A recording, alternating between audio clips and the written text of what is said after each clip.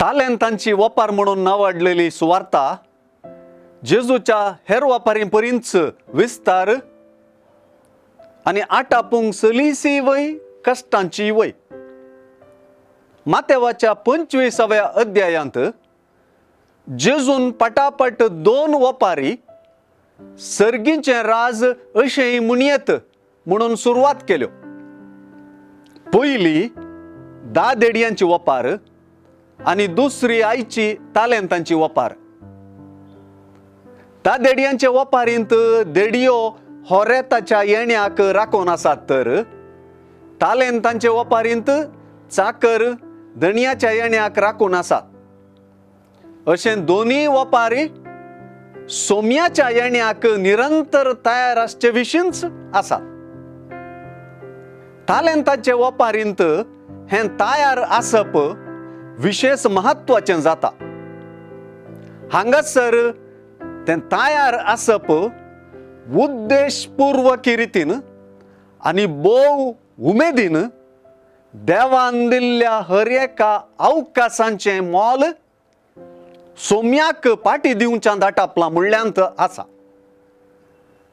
तेच परी सोमी आपणें दिल्ल्या हर एका अवकाशाचें मोल ताणें दिल्ले जबाबदारी प्रमाणे फाटी विचारतलो म्हूण समजोवच्यान आसा.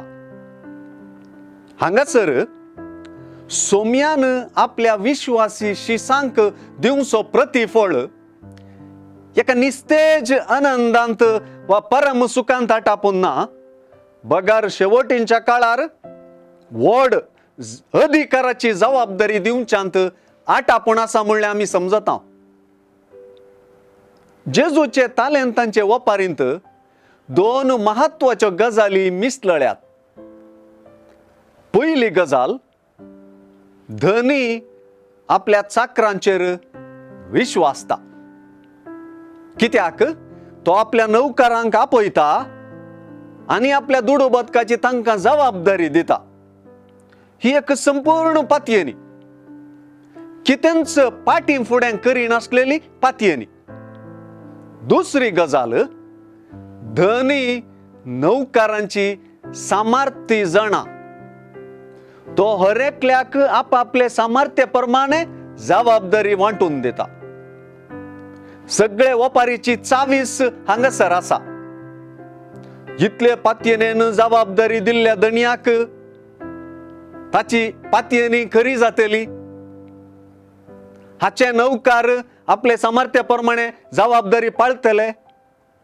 हीच काणयेची धार आनी होच तिचो सार.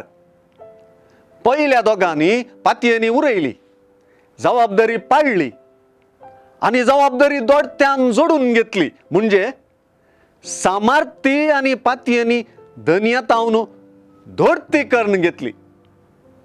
तिसरो आळशी जालो. आळसायेचे व्याख्यानी हांगासर आसा.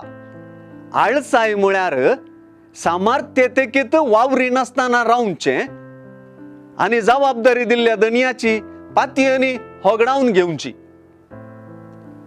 वपारींतले काणयेंत हर एकली क्रिस्त पाटलाव्या मेतेर आसात, तयार आसात.